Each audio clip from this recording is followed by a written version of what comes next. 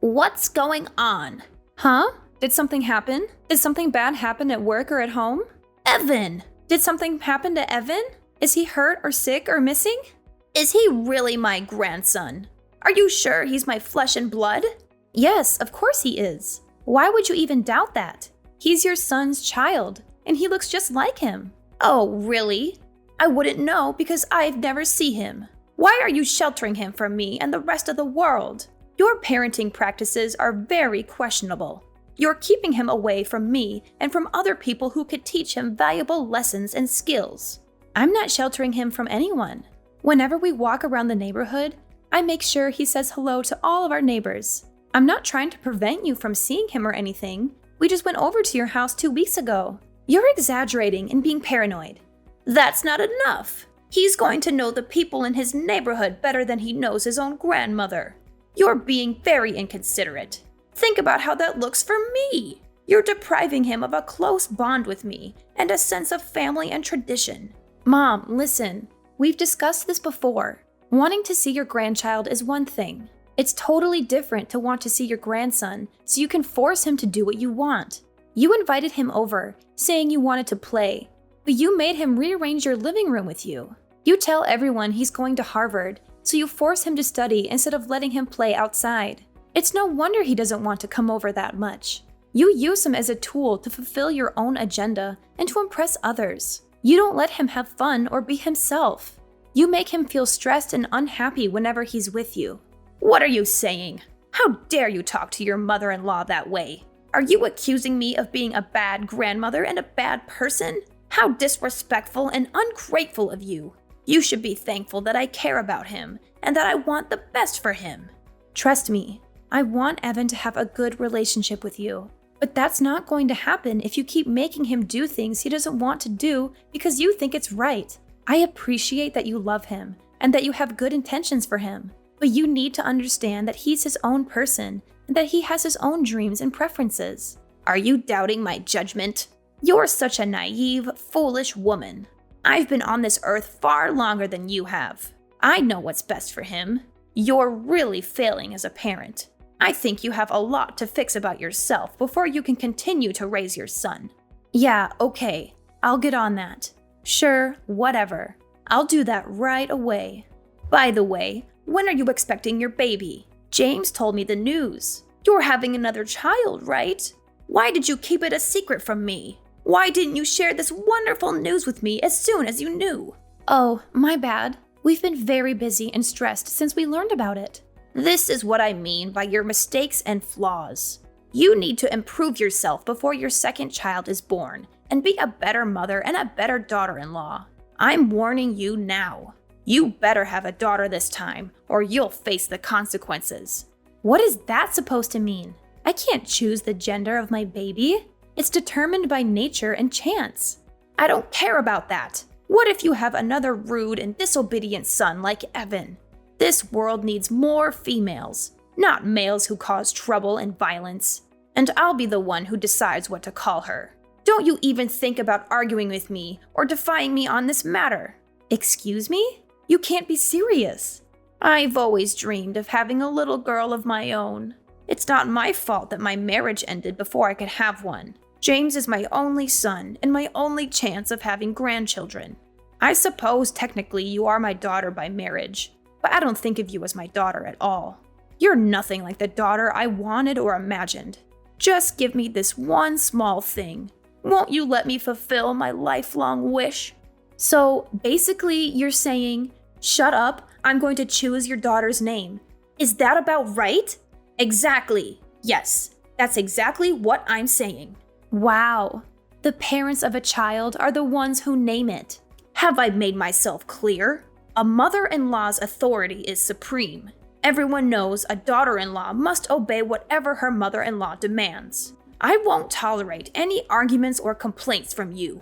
It's already settled. I'll be accompanying James when he comes to see you in the hospital, and I'll inform the doctors of the name I've selected for her. Let me know as soon as possible if you're having a son or a daughter.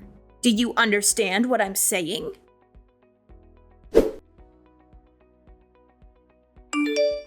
You're having a boy? Yes. I told you that I wanted you to have a girl. You're useless. I heard James was so disappointed like I was. Mom, I don't care if I have a boy or a girl. No matter which it is, I'll love them the same. I've never seen James like that before. He went into a rage and was screaming at the top of his lungs. He did that? Yes, he did. He was screaming, "Why isn't it a girl? Do something, you pathetic excuse for a doctor." He grabbed the doctor by his jacket and screamed in his face. It took 4 nurses to get them separated. Then he directed his anger at me. He screamed at me until he lost his voice, then stormed out and went home. He went that crazy just because we aren't having a girl.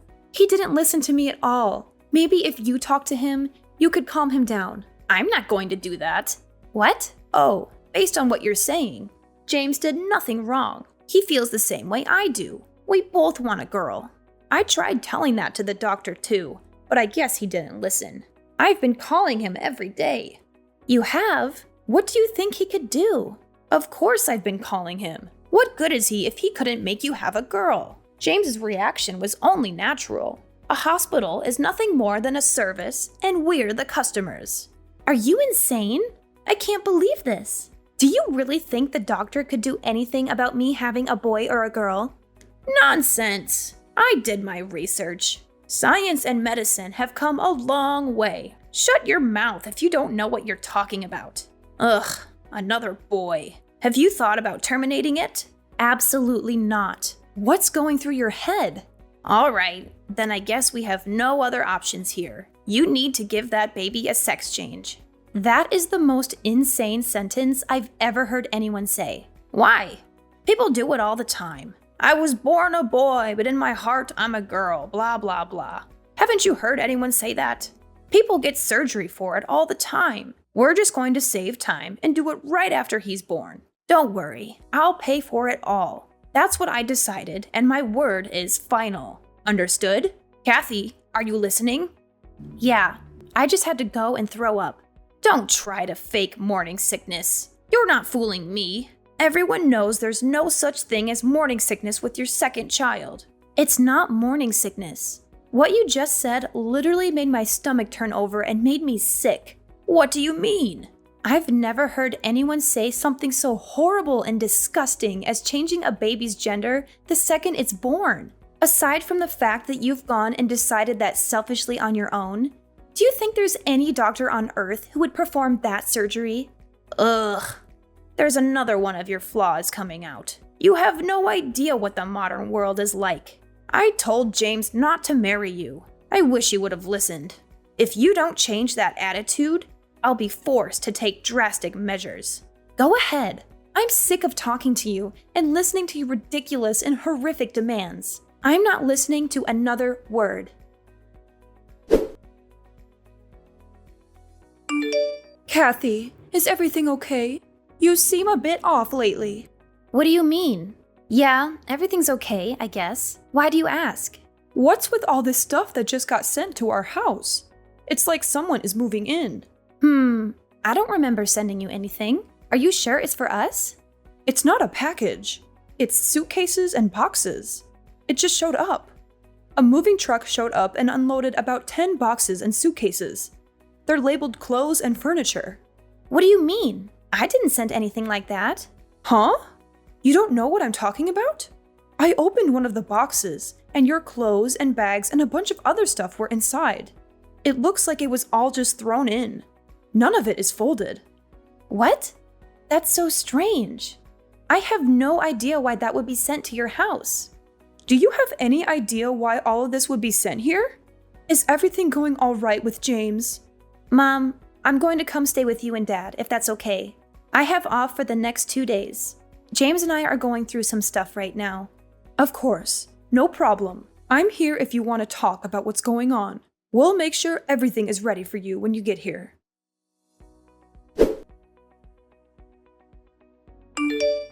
Hey, Kathy. Did everything make it to your parents' house? I knew you were behind this. No need to repay me for the moving truck. It was my pleasure. Of course, James thought it was a good idea too. We sent over the divorce papers too. They'll probably arrive tomorrow. be a good girl and sign them ASAP. Divorce papers? James and I haven't decided on anything regarding a divorce. That's something a husband and wife decide, not the mother-in-law. No need to talk. James has already said that that's what he wants. He told me to text you because he doesn't want to talk to you. Is that so? Isn't he concerned at all about his children? Oh, you mean that little brat and the fetus inside you? He said you can have them. He said he doesn't need them anymore. Don't worry, he agreed to pay child support. Ugh, whatever. I'll sign the papers and bring them down to the courthouse tomorrow afternoon. Would you look at that? As soon as money comes into the conversation, you agree right away. You are not even trying to hide the fact that you're after his money. I don't care about that money. My dad's right next to me and has been reading this conversation. I'm taking his advice to get rid of that pathetic husband and his wretched mother. Money is an afterthought. Plus, my dad said he'd figure something out in regards to money. Your father said that? As in, your father, the real estate agent, said he'd take care of money. He's never given your James a cent up until now. He said he wanted us to learn the value of $1 on our own before he helped us out at all. I respected his choice to not give us any handouts. We never needed any help anyway, because I make a good salary at my job. But now if he helps me financially, I won't need any money from you two monsters. Well, isn't that nice? Daddy coming in to save the day, saving you from the evil villains you're making us out to be. That's ironic, since you're the only one who's to blame for all of this. You're the one who just couldn't make my wish come true and have a girl. I've got to ask, why are you so obsessed with me having a girl? Well, isn't it obvious? We'd put her in lessons from a very young age. She'll learn to sing and dance and become a little superstar. Once she gets scouted and becomes famous, she'll thank me by paying for anything I want for the rest of my life. I saw something like that on the news a little while ago. If she has James's genes, she'll be gorgeous. On the other hand, a boy will be completely useless to me. Unbelievable! You only care about how to use the child for your own personal gain. Isn't it natural for a child or grandchild to care for the people in their family? If you don't want any child support, that's fine. Don't come running back to us when Daddy runs out of money to give you. Sure, whatever. In return, I want you and James to never contact me or my family ever again. There's nothing I want more than to never ever see you again. We get to cut you out of our lives, and we don't need to pay you anything. Oh, what a dream. Well, then there's nothing left to discuss. Have a nice life, you worthless, pathetic woman.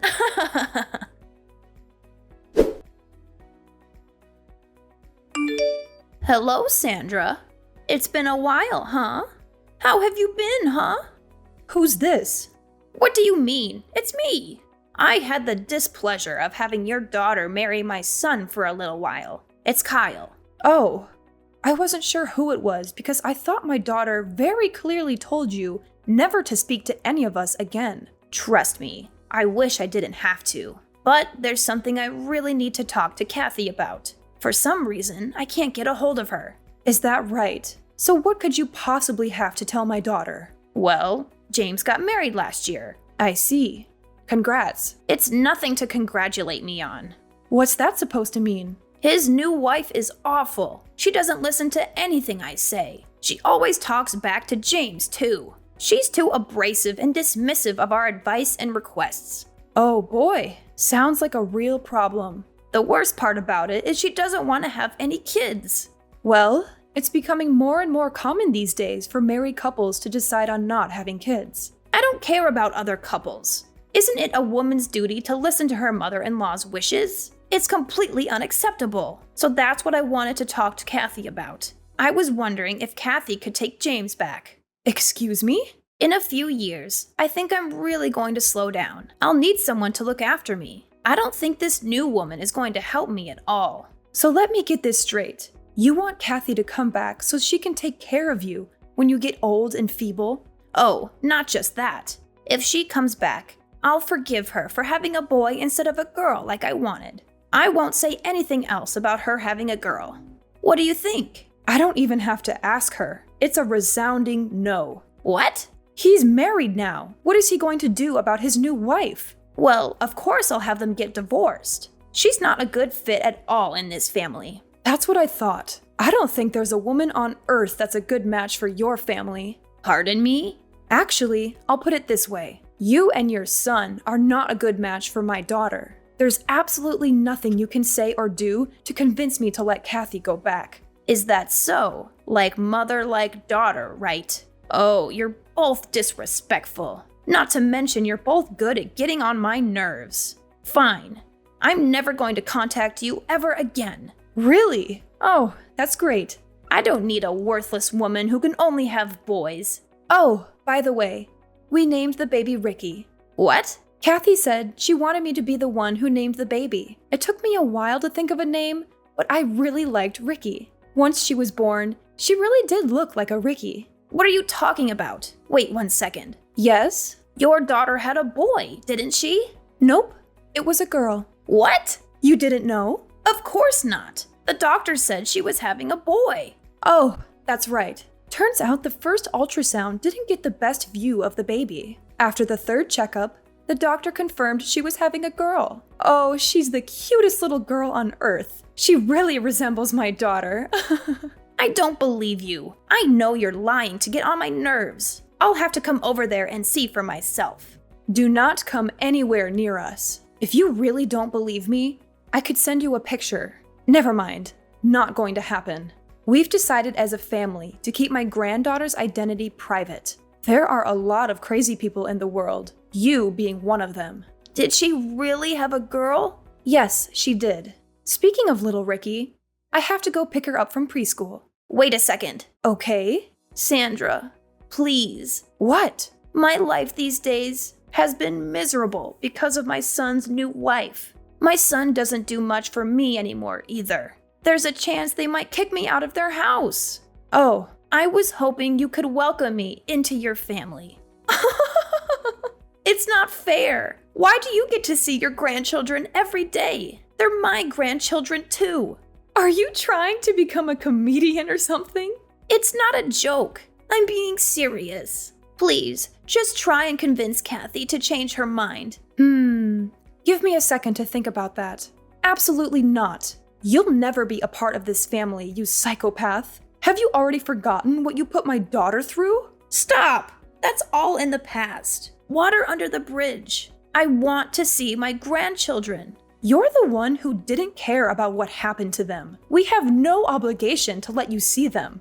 You're such a stupid woman, aren't you? You're so selfish keeping your grandkids all to yourself. You're horrible. How do you expect a woman like me to live on my own if they kick me out of their house? If anything happens to me, it's your fault. You'll be fine. I actually came up with a great idea. What is it? Get a sex change. Science and medicine have come a long way. Shut your mouth. I'm going to block your number if you say stupid things like that. Sandra, are you there? After that, my ex-mother-in-law unexpectedly arrived at my parents' house and caused a huge commotion. We had seen this day coming, which is why we had packed our bags and moved out of our old house 2 years ago. We felt bad for the poor people who had bought our old house and had to deal with her.